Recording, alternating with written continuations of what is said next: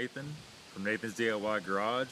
Today we're talking about the DISA valve on the BMW M54 and M52. So here we are under the hood of a 02 530i. As you can see right here is the DISA valve. And what we're going to find out today is this DISA valve costing power? Is it robbing power? Is it leaking? Is it costing fuel economy?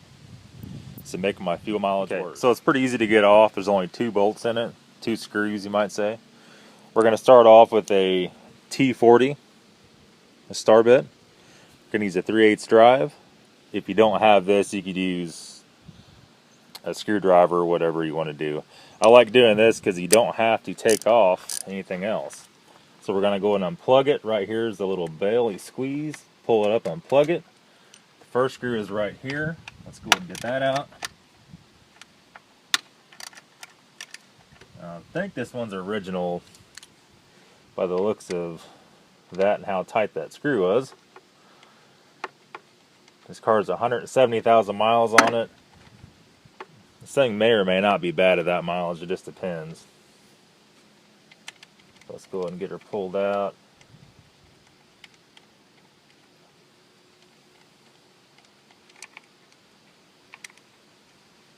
Okay, so there's the first screw. There's only 2 in this one. You may or may not have to unplug the hose here. Sometimes you can just push it out of the way. So if this thing goes bad, it could, this is really tight.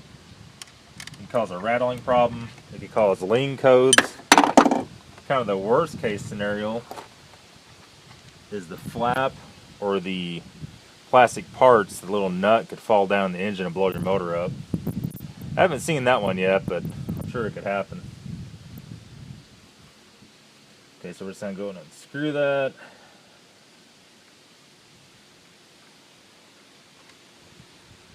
Try not to drop the screw down in there.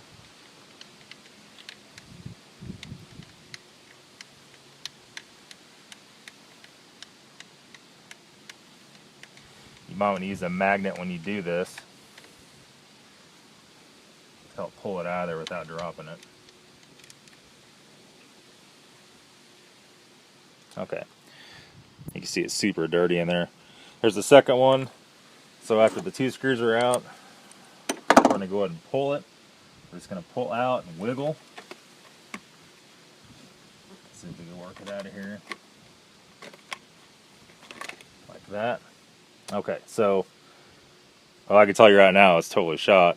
We're going to check a couple things here. You can see this is coming out. Man, I don't know how they didn't blow up that motor. This is actually the worst one I've ever seen. That was just barely stuck in there. If that falls out, you're going to crash valves. Hard telling what. This guy here is totally broken. And you can see there's actually a piece broken or like melted off the end of it. I don't know what in the hell's going on with that. I can't even test the diaphragm how you normally test the diaphragm. If you think it's good, there's a hole right here. So you would flip this over, hold your finger on a hole, and let it go back. Let's do this. I have one of these that are good. Let's go ahead and grab that.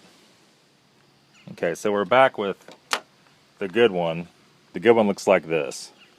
So it still has everything intact. The little bar piece is not falling out in the engine. So here's the hole I'm telling you about. You want to take the flap, make sure there's no play at all in the flap. You want that to be tight. Flip it straight. Put your finger over the hole. And see it's holding.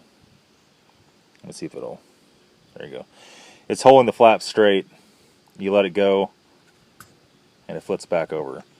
Now some of these you'll hold your finger over the hole, and they'll kind of bleed off. Like this one won't do it. Bleed off real slow. This one doesn't have that problem.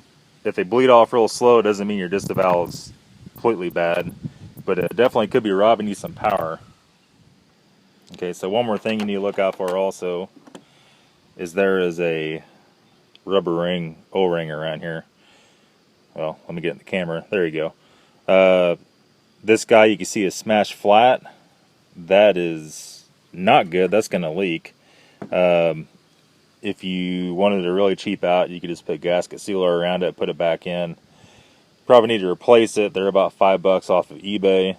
You could probably go to Lowe's and find one to replace it with and match it up with. Here's the other one, and this one you can see the ring is a lot more round. It's not squished flat, so this one's not going to leak. So that's all for today's video. That just kind of goes to show you it doesn't really matter what the maintenance records are. If whoever's doing the maintenance doesn't know how to maintain it, it's not going to make any difference. This was a single owner car, older man, supposedly had everything done at the dealership. Well, the car has other problems because it wasn't maintained, and you can see what was about ready to happen.